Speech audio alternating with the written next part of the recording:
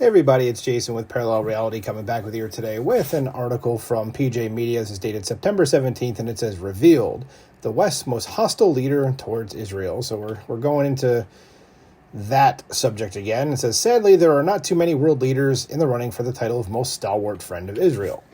Not cutting that out. It says, U.S. President Donald Trump has to be near the top of that short list for the many pro-Israel actions he's taken while in the Oval Office. He recognized Jerusalem as the capital of Israel in 2017, and that was the thing that made me vote for him in 2020 and made me also think like, hey, this dude is, he says he's going to do what he says. Obviously, he didn't get a whole lot done, I think, in his first term, but this term he's really kicking ass so far, and I like it. It says, and he moved the U.S. Embassy there after failed promises from previous presidents to do so, and that's also why I voted for him. It's really that more than the recognizing Jerusalem as capital of Israel. Because in 2020, he brokered the Abraham Accords, which accomplished what so much of the world thought was impossible, the normalization of relations between Israel and several Arab states. And, of course, he has demonstrated moral clarity in the wake of the October 7th attack on Israel, calling it one of the darkest days in all of history, and just this week warning Hamas that it will have hell to pay if it uses hostages as human shields, which is probably fairly likely regardless of what Trump says, because Hamas just does not care. There's another candidate is Argentinian President Javier Milei, who has called himself the most pro-Israel person in the world. At the Western Wall, where he was filmed praying and crying, Milei backed that claim up, stating in June, "My support for Israel comes from the heart because I believe this is a just cause, the cause of the West. I will always stand by your side." Israel showed its appreciation for the populist leader by, as the Jerusalem Post reported, awarding him the Genesis Prize, referenced as the Jewish Nobel Prize, in recognition of his government's reversal of decades of anti-Israel voting in the United Nations and its designation of Hamas and Hezbollah as terrorist organizations, which they quite obviously are. And they're kind of no longer existing, too, which is also a great thing. It says, for a while, it looked like Canada was going to be led by a strong ally of Israel, Pierre Poilievre, I think is how you pronounce it, and I apologize if I'm getting that wrong. I don't do French very well. And it says he was of the Conservative Party. It says Poilievre, whose party lost a 27-point lead in this year's election, has given some of the most impassioned speeches in support of Israel. A prime minister of Israel could have spoken these words. So this is from Pierre Poilievre. It says, think of the trash can of history. It is filled with those who have tried and failed to destroy the Jewish people. From the Pharaoh to Haman to the totalitarian socialist dictators Hitler and Stalin, all of them have been defeated, and yet the Jewish people still go on. I don't know what the world will bring tomorrow. I don't know, much less 100 years from now. But I do know, 1,000 years from now, whatever is going on Fridays when the sun goes down, there will be a Shabbat in Israel. Not cutting that out either. It says those songs will still be sung. The Jewish people will go on, and they will still say, Am Yisrael Chai. So as regrettably, the list of the world leaders most hostile to Israel is a lot longer. I'll limit it to Western leaders because those who actually call for wiping Israel off the face of the map, like Iran's Supreme Leader Ayatollah Ali Khamenei and Turkey's President, I'm going to say Erdogan, I know how to pronounce that, I don't know how to pronounce the rest of it, are two obvious choices. This Irish Prime Minister Michael Martin has said Israel is committing genocide in Gaza, but here's a little cut-in, no they're not, and his government recognized Palestine as an independent state in 2024.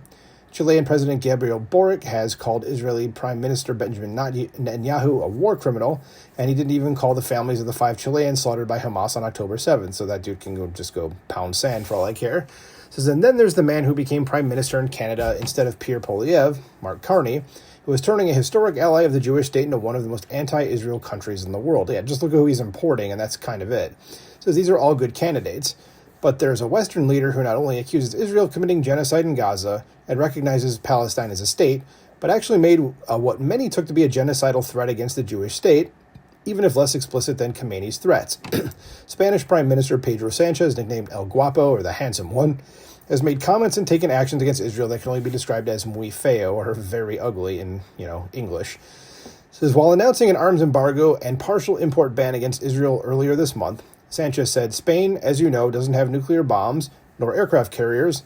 Why don't you have aircraft carriers, guys? You're on the ocean. Says, nor large oil reserves. We alone can't stop the Israeli offensive. Why would you want to? But that doesn't mean we won't stop trying, because there are causes that are worth fighting for, even if winning them isn't in our sole power. Says this clearly follows the basic of although still rhetorical structure. Although Spain doesn't have nuclear weapons to stop Israel, it still won't stop trying. And if Spain used nuclear weapons against Israel, Spain wouldn't exist. It's that simple. It would just, other countries would annihilate Spain.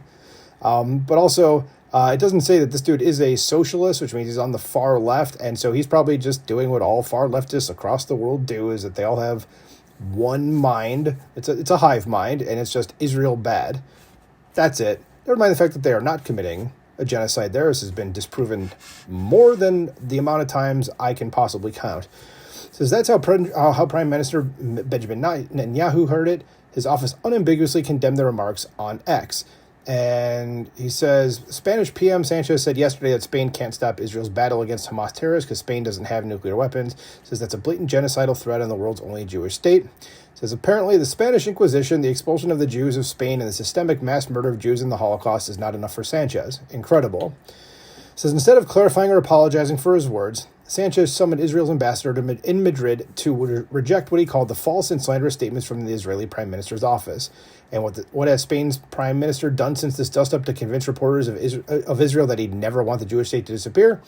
He said he wants Israel barred from international sports competitions until its barbarism in Gaza ends, and he's held firm in his support of dangerous pro-Palestine protests in Spain. It's because he's obviously a moron, and this is him down here. And obviously, I see the tweet, and I cannot read that. I'm sure I can read it in Spanish just fine, but I don't know what that translates to. Also, I don't care. So the good news is that there is a major Spanish politician who's calling out Sanchez for his anti-Israel animus. Santiago Abascal, the leader of the populist right Vox party, and that's who needs to win in Spain. I know of those guys. They're like the AFD in Germany, or Reform in the UK, or what's-her-face's party, Le Pen's party in France. I forget the name of the party. No offense. All these guys need to win. So he called Sanchez the worst ruler in Spanish history, and he posted on X that Sanchez wants nuclear weapons in order to protect terrorists. Well, that ain't good.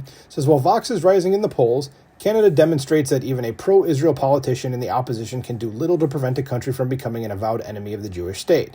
The only question now is whether Spanish voters will take this lesson to heart. Says the corporate media runs interference for anti-Israel political leaders while dismissing populist parties like Vox by labeling them extreme and far right. It's because it's defamation towards those parties, and it's also just not true because they may not even know what those terms mean, extreme or far right.